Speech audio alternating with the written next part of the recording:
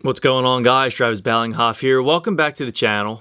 A little bit different style video today. Doing a tier maker. First, I want to give a shout out to Chris Mayer. You may know him, Flyers Fan Mania 93. He made this tier maker. He did a video on his channel doing the same thing I'm doing. I will leave that in the description. Thank you, Chris, for that. We're going to be ranking the Flyers' individual players from this past season. Give some thoughts and analysis on who I think had a good year, bad year, exceeded expectations, all that fun stuff.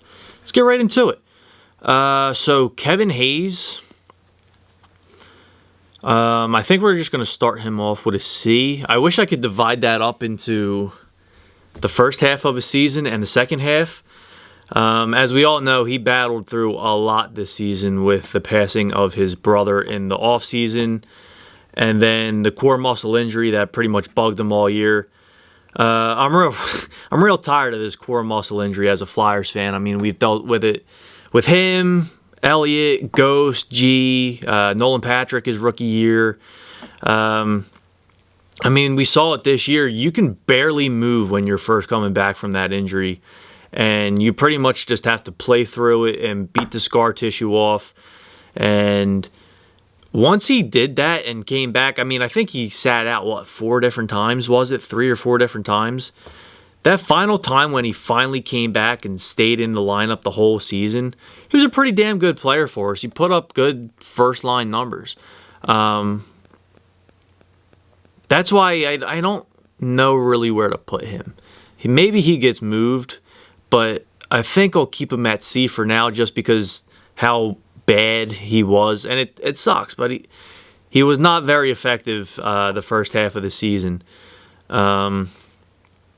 Maybe I'll move that. We'll keep him at C. Coots, gotta go D. Only played 29 games this season, and when he was in the lineup, he wasn't very effective. I remember going to training camp back in September, and you could visibly see Coots was not Coots. Something was wrong there. Turned out he had a serious back injury, but when you combine how ineffective he was when he was in the lineup and then only playing 29 games, you got to go D. The Big Mac, Zach McEwen. I think I'll go C with Mac. You know what you have with him. Solid fourth-line enforcer. Something we haven't had for a while. Jay Rosehill, Zach Ronaldo. You know what you have with Mac. I hope they bring him back on a 1-year deal. He knows his role. He's good at it. Don't expect him to score any points. He's kind of a black hole offensively, but for his role, he's good at what he does. I hope he's back next year. Big game brass, Derek Brassard. One of the few players this year that actually exceeded my expectations. He's another one who, many different injuries. He's actually not even on the team anymore. Traded him at the deadline to Edmonton. But when he was in the lineup, I thought he was pretty good. That fab line, Farabee, Atkinson, Brassard, was a pretty good line for us for the time being before he got injured. Like I said, one of the few players that actually exceeded my expectations this season will go B. Scotty Lawton. I mean, he had a solid year, right? Put up the typical third-line numbers that you can expect. Wore an A this year. I'd like to see him with the C on his jersey next year. I think it ends up going to Coots, but if that was my decision, it'd be Scotty Lawton. Yeah, I mean, maybe that gets moved down to C. I'm trying to where I want to put him, but you know we have in Scotty Lawton, he's a solid third-line, fourth-line player. Well, third line. I don't like when people call him a fourth-liner. He's a good third-line player, good vet in the locker room. Oscar Lindblom. Kind of like Hazy, kind of a tale of two seasons mixed into one. When AV was here, Oscar was playing fourth line every night. He wasn't effective. He wasn't a good player. And then when Mike Yeo took over, I mean, they kind of juggled him. Some nights he was on the first line, second line, third line, fourth line. He didn't really have a steady role. But when they actually gave him ice time, he was producing points. I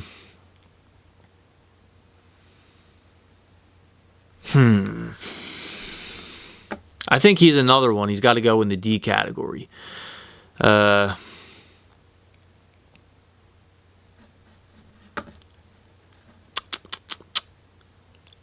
we'll go D for now. Maybe I change that when I look over everything before we wrap up. But tale of two seasons for Oscar. Nick Seeler. Nick Seeler just got a 2-year extension from this team, and he's one of the worst players I've ever actually seen play for the Philadelphia Flyers. Absolutely mind-blowing. The guy's not good. It's pretty simple. He's not a good NHL player. JVR.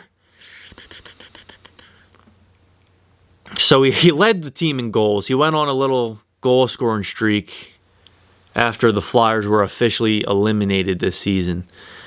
I mean, those were pretty empty stats. Most nights, JVR wasn't there. I think you got to go F for JVR. JVR, not a good year. Jerry Mayhew. Now with the Anaheim Ducks. Was not a Mayhew fan. 6 goals, and I want to say he had 6 goals, 0 assists, and I want to say 26 games. Not a very good player. He's one of them Jordan Wheel types. He's a very good AHL player. But I wasn't sad to see him go. The captain, on the other hand, there's a very good chance he ends up being the only player in the A tier. G showed up every night for this team, scored many clutch goals for the team, ended up getting traded away after playing his 1,000th game. We broke that news over at Nasty Knuckles that he was getting traded to Florida. But, yeah, I mean, he's really the only player I'd imagine going to be in A tier. Kind of funny, they actually told the media members who were voting for the team awards, you have to vote for players who are still on the team. Thought that was funny because I think everyone kind of knew G should have been the MVP of the team, but what are you going to do? Ended up trading him to Florida. They're struggling right now against Tampa Bay. Sandstrom. Felix Sandstrom. Wasn't able to get a win, though that's not saying much. The team sucks. Felix. I thought he had a couple good games, a couple bad games. I actually think he ends up going to play overseas next year.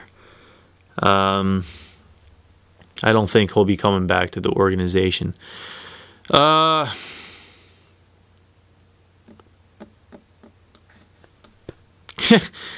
I think you really got to give him an F. I think there's going to be a lot of players in this D and F category just because so many guys didn't live up to expectations and ultimately had a bad season, and that's how you finish 4th worst in the league. Martin Jones, his stats are pretty terrible. I thought he played better than the stats showed up until like that last month of the year. He was done. He was checked out. He wasn't very good that last month or two for the regular season, but I thought he was he's an okay backup, right? But that being said, if you're an okay backup, what are you really, right? You're a D+ player. Sandin played 1 game, wasn't able to get noticed. Wasn't very effective. Patty Brown.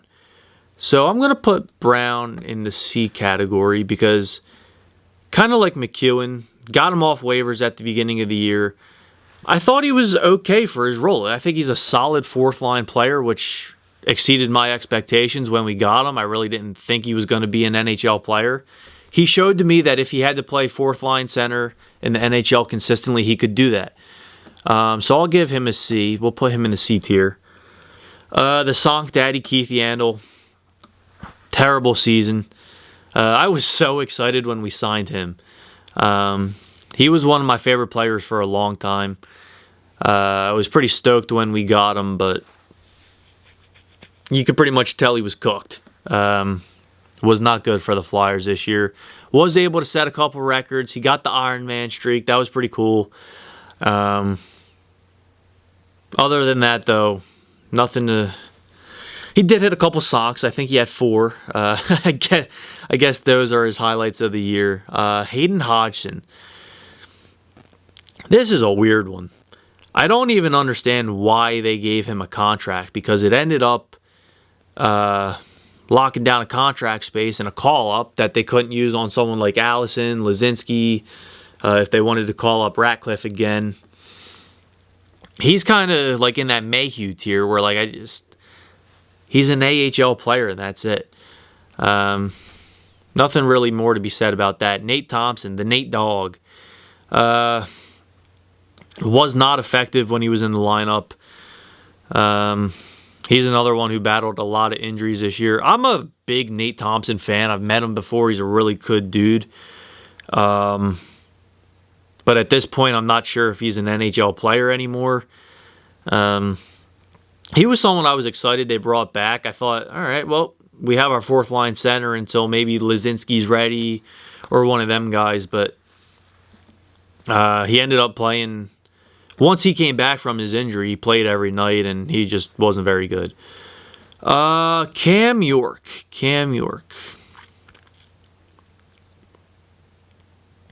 I think I'll go B with Yorkie. So I think when we signed Yandle, the plan in my mind, the expectation in my mind was always, all right, Yandle's going to be in the lineup until he sets this streak. And then hopefully at that point, York will be ready. He'll be doing well in the minors. You call him up, and then Yandle will be your 7th, and York will be playing on that 3rd pair. So York ended up staying down for longer than I expected. But when they called him up, I thought he was pretty good. He ended up playing with Provorov a lot more than I think any of us realized. Or not realized, but any of us expected him to.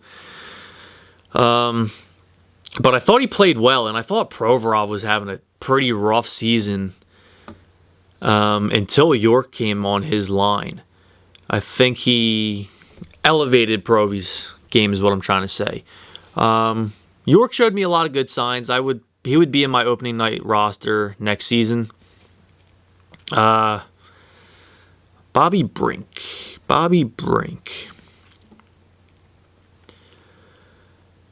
C. I mean, he didn't do a whole lot. I think he will. Let's look it up. How many points did he have? Maybe 4? 4 points in 10 games, 0 goals, all assists. So yeah. Kind of got robbed out of the Hobie Baker. I thought he actually had that locked up. But then we signed him out of college. Played 10 games for us. Like I said, 4 points. Nothing too crazy. Nothing to write home about from a statistic standpoint. I thought he had some good games. I thought he looked good on the power play at times. At other times, I think he faltered. I would put him in the AHL next season unless he has this crazy training camp and preseason and blows everyone out of the water. That's just me. But I think he needs a year in the AHL. Ronnie Attard. So similar to Brink, signed him when the college season ended. When he first played, how many games did he finish with? 15. So when he was first called up, he was not ready. But I guess as he got his feet wet and kind of get caught up to speed a little bit, I thought he looked better the last couple games of the season. He's another one, though, I think needs to play in the minors for a little bit. I don't know where to put him because, like I said, he was really bad and then he was okay. So I guess saying that out loud, he was really bad and then he was okay. We'll put him in the D tier. Frosty, Morgan Frost.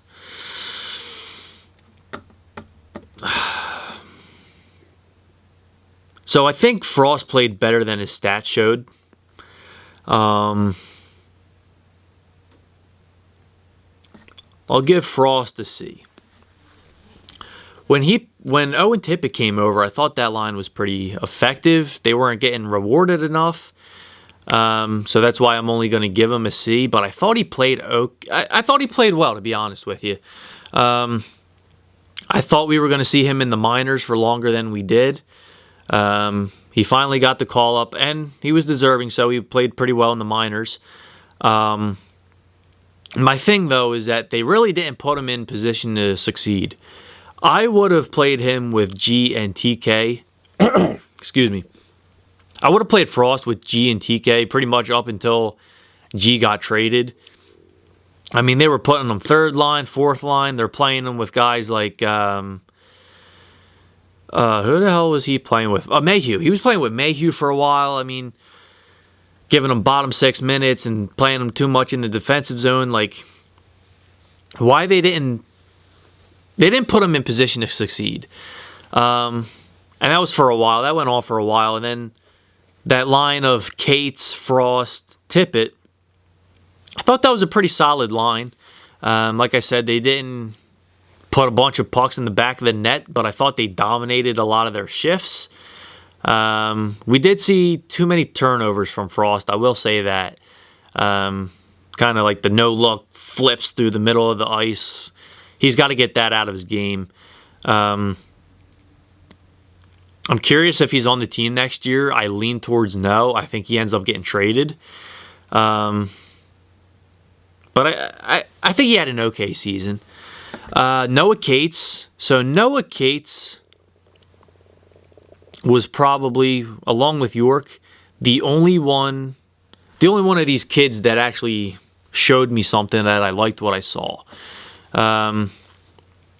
He exceeded my expectations, I'll say that. I don't know how high his ceiling is. I don't know if he's a career third liner, second liner. But he would be my fourth line left wing going into next season. I like what I saw from Noah Cates. Big Z, or Little Z, Skinny Zamula. He wasn't good. We can leave it at that. Wade Allison. I think most of us had him penciled in as the third line right wing this year, and he only ended up playing one game for the Flyers. Pretty much a lost season for him.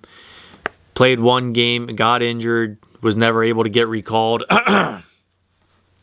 Pretty much a lost season. Hopefully, he can be in the opening night lineup next year. The dude just can't stay healthy. He's pretty much the definition of injury prone, and it sucks. And it's never even the same injury. It's like, it's his knee, it's his back, it's his wrist. It's always something different. Another guy with a lost season, Lazinski, thought he was going to end up playing fourth line at some point. They never ended up giving him the call. I'd be okay with giving him a shot at the fourth line center next year. I'm not sure if they're going to bring Patty Brown back.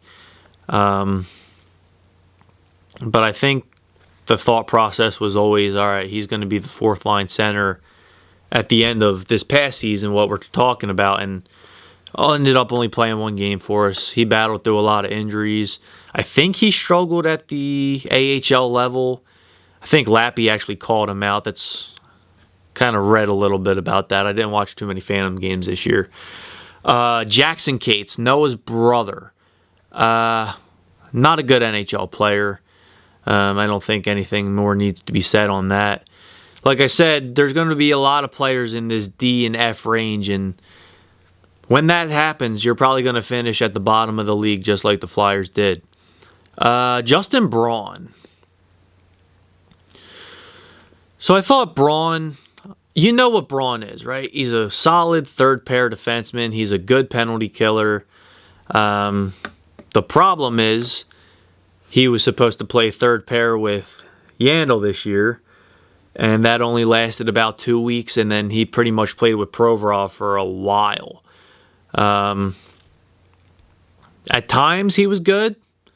At times he was inconsistent. That's what happens when you play older veterans too high up in the lineup.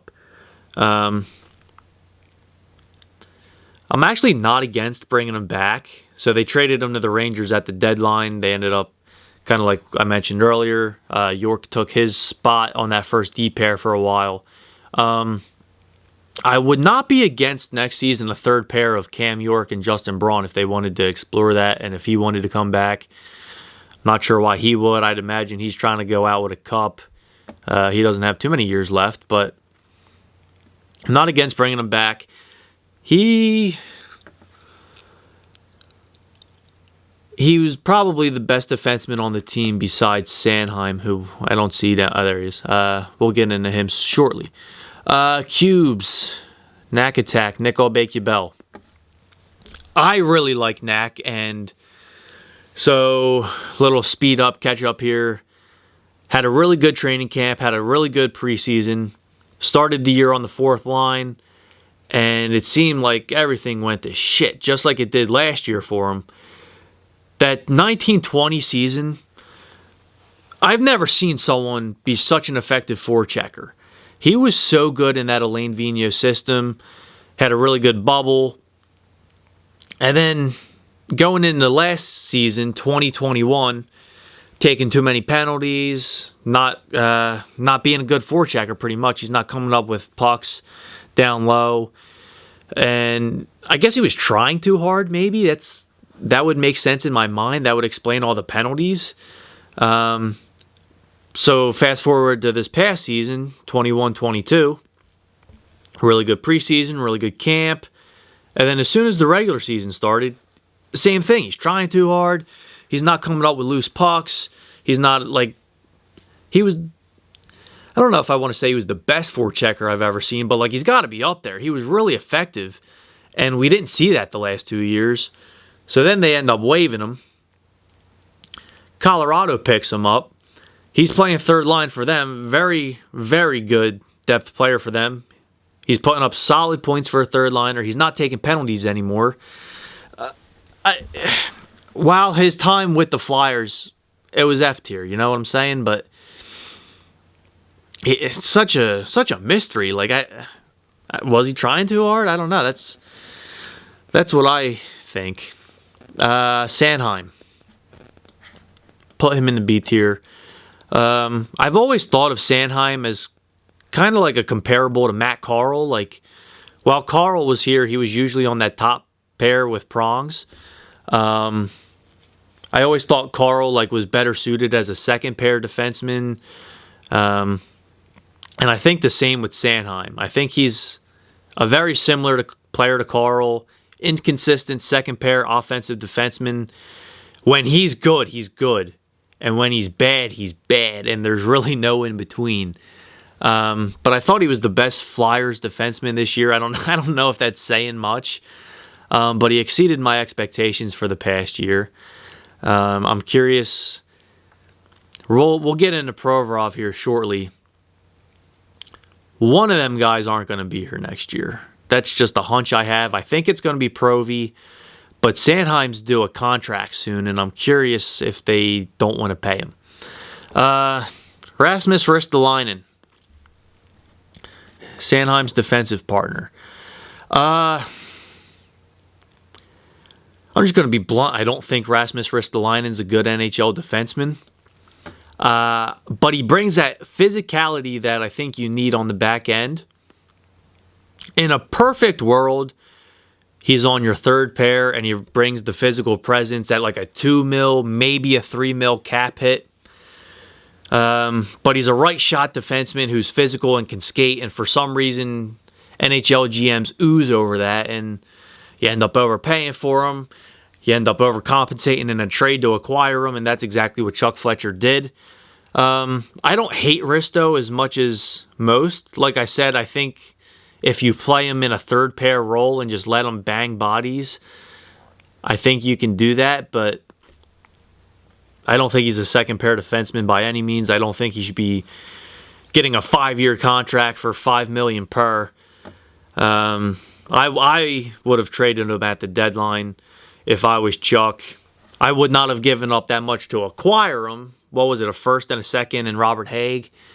I wouldn't have given up that much to acquire him in the first place. But that's what happens when you have a shitty GM like Chuck Fletcher. Max Willman, I don't think too much needs to be said about him. He's not an NHL player. And we saw that this season. That's why he's in the F category. Tippett. So, kind of like we mentioned earlier, when he came here, he played with Frost. I think he played much better than the stats showed. Charlie O'Connor pointed this out, and I think it makes a lot of sense. He has a lot of scoring chances, high danger scoring chances that don't go in. I wonder if maybe he has to just kind of get his feet wet, learn over time, different shooting angles, maybe like that pull-in wrister like we see a lot with Austin Matthews. I think that's what Tippett should work on the most this offseason, because he can skate and he generates a lot of scoring chances. His line dominates play a lot, to be honest with you. He just can't capitalize on his chances.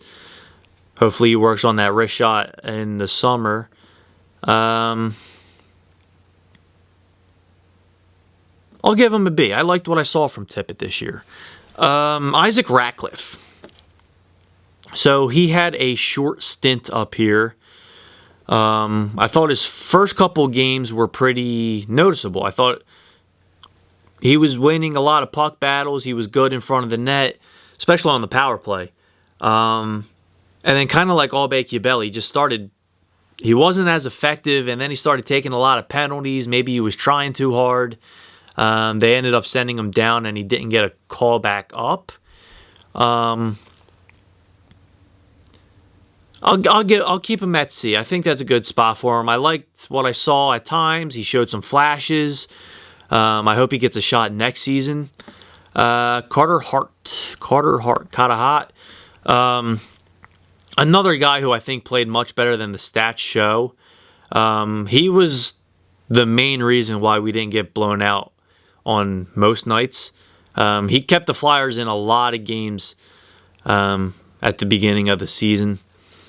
Ended up getting hurt towards the end of the year, and his play slipped a little bit the last couple, I'd say 2 weeks of his season. But all in all, really good bounce back season from Carter Hart. Connor Bunnaman traded along with Claude Giroux to the Panthers. Well, he didn't have a good year from the few games that he played. He's not an NHL player. He's going to end up being a career AHLer, or if he decides to go overseas, that could very well happen. Högberg. I thought his first game or two was actually kind of decent, but after that, nothing really from him. I don't think he's an NHL player yet. Maybe that changes. I read that he struggled in the AHL this year as well. We'll keep him there. Young Beezer in the cut. Philly Joel. At times we saw flashes of him dominating games, dominating shifts, looking like a budding superstar. At other times he was invisible, and at other times he was often injured. He had a shoulder injury for a little bit, and he had something else. Was it a wrist? But a lot of inconsistencies from Joel this year. Like I said, we saw flashes of a superstar. And he's still a young player. Hopefully he can learn consistency in his game. If he does that, I think he's going to be a star in this league. Before G was traded, he said, Joel's going to break a lot of my records. I wouldn't be shocked by that. I'm a big Joel Farabee fan. I think he just needs to learn consistency in his game and stay healthy. Kevin Connaughton. I'll be honest, I thought Connaughton was... So, like, you hear this a lot. Oh, Nick Seeler, he's cheap. He's a good depth player. No, he's not. He's not a good player. I thought Connaughton was better than Seeler and Yandel. I think he's a 7th or 8th at best. Don't get me wrong. but I think he's a serviceable 7th or 8th defenseman as long as he's only playing like 20 games at most. Here we go. Ryan Ellis. I mean, point per game player, right? 5 points in 4 games, I think it was. Them first 2 weeks with Provy, I mean, they looked legit. They looked confident, heads up, snapping the puck around, crispy passes, generating offense, getting the puck out of the zone. And that was it. He played 2 weeks and he was done for the season.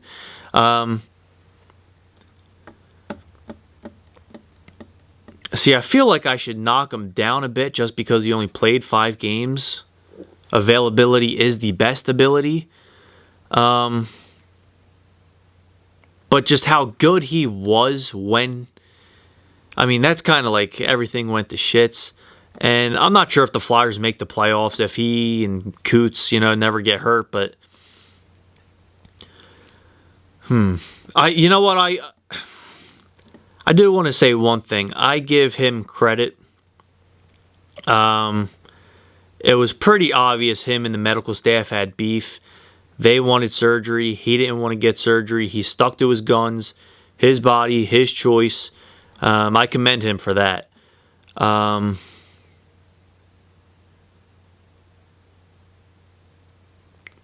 think I'm going to go B with Ellis. From what we saw, he was a pretty good player.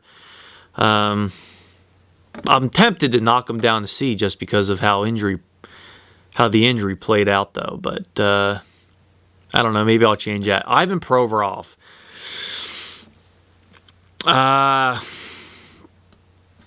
Well, it was a bad year for Provy. Let's just be honest. It was a bad year for Provy.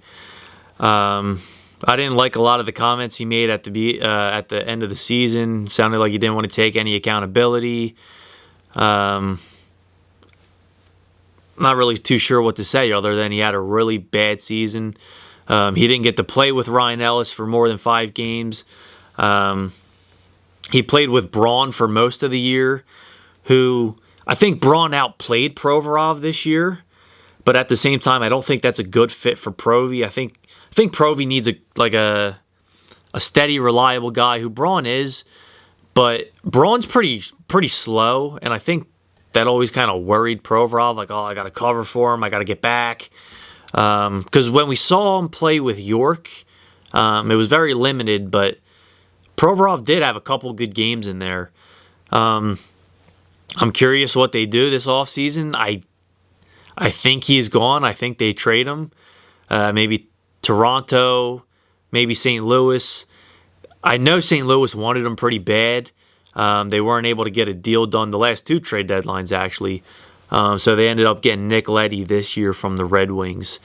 That was because they couldn't get Provy. I don't know. It sucks because when he has a good partner with him, we saw it in 17-18 with Ghost, and we saw it in 19-20 with Niski. When he has a good partner with him, he is a shutdown first pair defenseman. I don't know if he's the number 1. I think he's more of a 1B or a 2. But when he's given that good partner, he's a shutdown defenseman that can create offense. And it sucks because you know that if he has a good defensive partner, he's going to be a damn good hockey player for you. And that's why I'm like, maybe you shouldn't trade him. But, some reports came out during the year that he has an attitude problem and he has an accountability problem, and he reads a lot of what the media says about him. I don't know. Maybe he's just too soft. I don't know. I don't know if that's true. I hate saying that about a guy, but very interesting case. That'll probably be the biggest storyline besides the head coaching search that we see this offseason for the Flyers. Atkinson. So I was 100% on board with that trade, Voracek for Atkinson.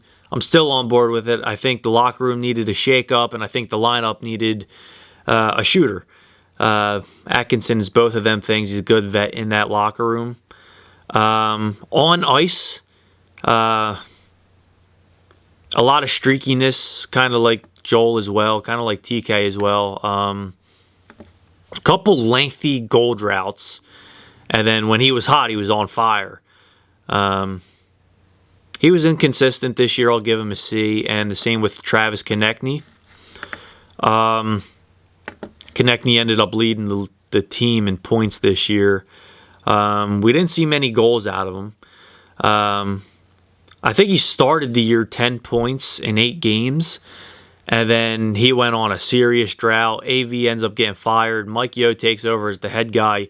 And TK actually had some really good stretches. A lot of inconsistencies as well, though.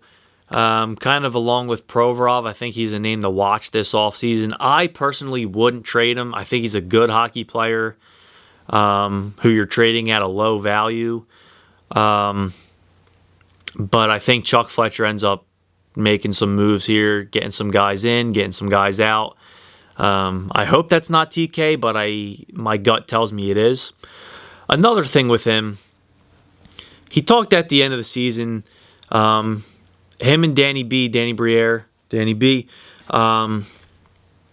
they watched a lot of film, and they went over a lot of the analytics, and TK recognized he shot more pucks and got more pucks on goal this year than ever in his career. It was his career high shots on goal.